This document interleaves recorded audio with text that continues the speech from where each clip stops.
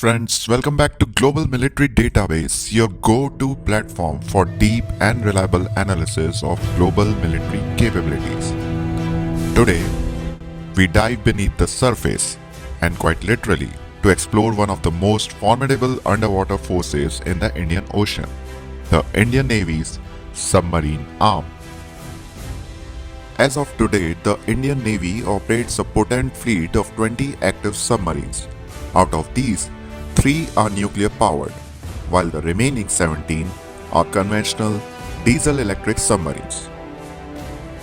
Before we talk about the future, let us take a quick look at the present composition.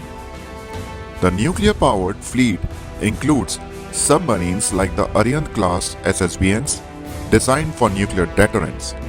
Indian Navy currently operates 3 of those.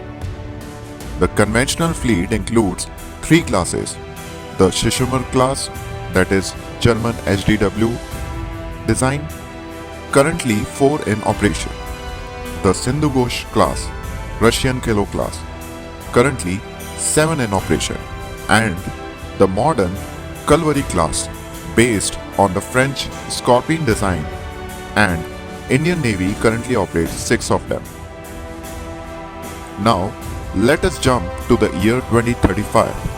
Based on current procurement trends, future projects, and fleet modernization goals, we estimate that the Indian Navy could field approximately 30 submarines by 2035, with 10 nuclear submarines and 20 diesel-electric submarines. Let us break it down, starting with the crown jewel of the fleet, the nuclear submarines. So, part 1 of this video consists of nuclear submarine fleet by 2035, that is SSBNs and SSNs. First, we will take a look at Arihant-class SSBNs, or nuclear ballistic missile submarines. The Arihant-class submarines form the backbone of India's nuclear triad. While initially only 4 were planned, delays in the next generation S5 class have led to the decision to add a 5th unit. Currently, 3 in service, and in all probability 2 more will be inducted before 2035. These submarines are SSBNs with a displacement of 6,000 and 7,000 tons and length of approximately 111 meters. It consists of K-15 and K-4 SLBMs. We expect that total 5 of Arihant-class SSBNs will be in service by 2035. Second class consists of the larger variant S5 class SSBN. The S5 class will be significantly larger, allowing for intercontinental range ballistic missiles. Even if just one enters service by 2035, it will represent a generational leap. It will have a displacement of 13,500 tons with 12 to 16 long-range SLBMs and will form the bulwark of Indian Navy's underwater fleet. We expect only 1 to be operational by 2035, though in total around 6 will be inducted. Third class consists of Akula class SSN. India is expected to induct the INS Chakra 3, another Akula class SSN, as an interim solution until the indigenous SSN program gains traction. It is expected to be on 10-year lease starting from the year 27-28. It has a speed of 30 plus knots and armament includes torpedoes, cruise missiles. It has a role of hunter-killer and as an escort to SSBNs. Fourth class consists of Project 77 SSN, indigenous nuclear attack submarine. Project 77, India's first indigenous SSN project, is quietly progressing. These submarines will serve as silent guardians of the Indian Ocean, capable of extended submerged endurance and precision strike capability. It has nuclear propulsion, stealth-focused design, and multi-combat capability. We expect 3 to be inducted by 2035, though more such SSNs are planned to be in service. Thus, Of the 4 classes of SSBNs and SSNs, we expect in total 10 nuclear submarines to be inducted by 2035. Part 2 consists of conventional diesel-electric submarine fleet by 2035. First, we will talk about Kalvari class Scorpene submarines. These are highly modern and deadly silent. The Kalvari class has proven its value. With 3 more potentially being ordered, this fleet could total 9 by 2035. It has a displacement of 1600 tons and probably 3 follow-on submarines will be AIP capable.